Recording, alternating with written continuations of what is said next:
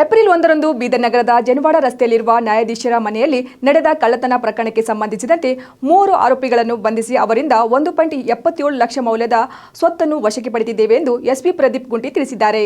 ಇಂದು ಬೀದರ್ ನಗರದ ಎಸ್ಪಿ ಕಚೇರಿಯಲ್ಲಿ ಪತ್ರಿಕಾಗೋಷ್ಠಿ ನಡೆಸಿ ಮಾತನಾಡಿದ ಅವರು, ಒಟ್ಟು 4 ಜನ ಸೇರಿ ಕಳ್ಳತನ ಮಾಡಿದ್ದು, ಈಗ 3 ಆರೋಪಿಗಳನ್ನು ನೆರೆಯ ಮಹಾರಾಷ್ಟ್ರದ ರಾಜ್ಯದ ಉದ್ಗಿರ್ ರೈಲ್ವೆ ನಿಲ್ದಾಣದ ಬಳಿ ಬಂಧಿಸಲಾಗಿದ್ದು, ಇನ್ನು ಒಬ್ಬನಿಗಾಗಿ ಬಲೆ ಬೀಸಿದ್ದೇವೆ. ಇನ್ನು ಉಳಿದ ಸ್ವತ್ತು ಆತನ ಬಳಿ ಇದೆ ಎಂದು ಆರೋಪಿಗಳು ತಿಳಿಸಿದ್ದು, ಆತನನ್ನು ಸಹ ಶೀಘ್ರದಲ್ಲಿ ಬಂಧಿಸಲಾಗುವುದು ಎಂದರು. ಈ ಆರೋಪಿಗಳು ಪಾರ್ದಿ ಗ್ಯಾಂಗ್ಗೆ ಸೇರಿದ್ದು, ಇವರಲ್ಲಿ 3 ಜನ ಮಹಾರಾಷ್ಟ್ರದ ಔರಂಗಾಬಾದ್ನವರು, ಒಬ್ಬ ಮಧ್ಯಪ್ರದೇಶದ ಮೂಲದವನಾಗಿದ್ದಾನೆ ಎಂದು ಮಾಹಿತಿ ನೀಡಿದರು. 31ನೇ ತಾರೀಕು ನೈಟ್ ಸುಮಾರು 1 ಗಂಟೆಯಿಂದ 2 ಗಂಟೆ ಮಧ್ಯ ನಮ್ಮ ಸಿಟಿ ಲಿಮಿಟ್ಸ್ಗೆ ಬರುವಂಥ ಒಬ್ಬ JMFC ಜಡ್ಜ್ ಅವರ ಮನೆಯಲ್ಲಿ ಒಂದು ಕಳ್ಳತನ ಆಗಿದೆ.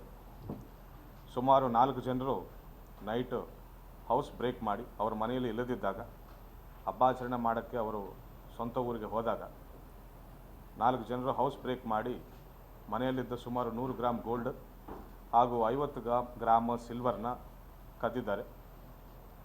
ಮಾಹಿತಿ ಬಂದ ತಕ್ಷಣ ನಮ್ಮ ಆಫೀಸರ್ಗಳು ಹೋಗಿ ಎಲ್ಲ ಸ್ಥಳ ಪರಿಶೀಲನೆ ಮಾಡಿ ಎವಿಡೆನ್ಸ್ಗಳನ್ನು ಕಲೆಕ್ಟ್ ಮಾಡಿದ್ದಾರೆ. FIR ದಾಖಲಿಸಿಕೊಂಡು ನಾವು ತನಿಖೆಯನ್ನು ಮುಂದುವರಿಸಿ ಶೋಧ ಕಾರ್ಯಾಚರಣೆಯನ್ನು ಮುಂದುವರಿಸಿದ್ದೇವೆ. ನಾವು ಕುರಿತು ನಮ್ಮ ತಂಡಗಳನ್ನು ಮಹಾರಾಷ್ಟ್ರ ರಾಜ್ಯಕ್ಕೆ ಕಳಿಸಿದ್ದೇವೆ. ನಾವು ಇವರು ಪಾರ್ದಿ ಗ್ಯಾಂಗ್ಗೆ ಸೇರಿದ್ದವರು. ಇವರಲ್ಲಿ 3 ಜನರು ಮಹಾರಾಷ್ಟ್ರ ಔರಂಗಾಬಾದ್ಗೆ ಸೇರಿದ್ದವರು, ಒಬ್ಬನು ಮಾತ್ರ ಮಧ್ಯಪ್ರದೇಶಕ್ಕೆ ಸೇರಿದ್ದವನು. ಇದರಲ್ಲಿ ಇಬ್ಬರು ಫಾದರ್ ಆ್ಯಂಡ್ ಸನ್ ಕೂಡ ಇದ್ದಾರೆ. ಇದರಲ್ಲಿ 3 ಜನರನ್ನ ನಾವು ದಸ್ತಗಿರಿ ಮಾಡಿದ್ದೇವೆ. ಉದ್ಗಿರ್ ರೈಲ್ವೆ ಸ್ಟೇಷನಲ್ಲಿ ನಾವು ಇವರನ್ನು ದಸ್ತಗಿರಿ ಮಾಡಿದ್ದೇವೆ.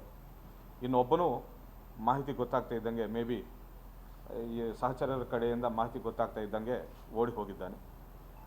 ಸದ್ಯ ಈ 3 ಜನರ ಕಡೆಯಿಂದ ನಾವು 1,77,000 ಮೌಲ್ಯದ ಸ್ವತ್ತನ್ನು ನಾವು ರಿಕವರಿ ಮಾಡಿದ್ದೇವೆ. ಅವರ ಮನೆಯಿಂದ ಕಳ್ಳತನ ಆಗಿದ್ದ ಆಭರಣಗಳು ಆ್ಯಸ್ ಇಟ್ ಈಸ್ ಇಂಟ್ಯಾಕ್ಟ್ ಇವೆ. 50 gram silver as it is ಸಿಕ್ಕಿದೆ. ಅದೇ ರೀತಿ ಪೆಂಡೆಂಟ್ಸು ಆ್ಯಂಡ್ ಬ್ಯಾಂಗಿಲ್ಸ್ ಇಂಟ್ಯಾಕ್ಟ್ ಆಗಿ ಸಿಕ್ಕಿದ್ದಾವೆ. 4ನೇ ಆರೋಪಿ ಪರಾರಿಯಲ್ಲಿದ್ದಾನೆ. ಅವನಿಗೆ ಕೂಡ ಅತಿ ಶೀಘ್ರದಲ್ಲೇ ನಾವು ಹಿಡಿತೇವೆ. ಸೊ ಇವರ ಮೇಲೆ ಬೇರೆ ಬೇರೆ ರಾಜ್ಯಗಳಲ್ಲಿ ಏನೇನು ಕೇಸುಗಳಿವೆನೋ ಕೋಆರ್ಡಿನೇಟ್ ಮಾಡಿಕೊಂಡು ಅವರಿಗೆ ನಾವು ಸಪೋರ್ಟ್ ನೀಡ್ತೇವೆ ಅಂತ ನಾವು ಮಾಧ್ಯಮ ಮುಖಾಂತರ ಹೇಳ್ತಾ ಇದ್ದೇವೆ.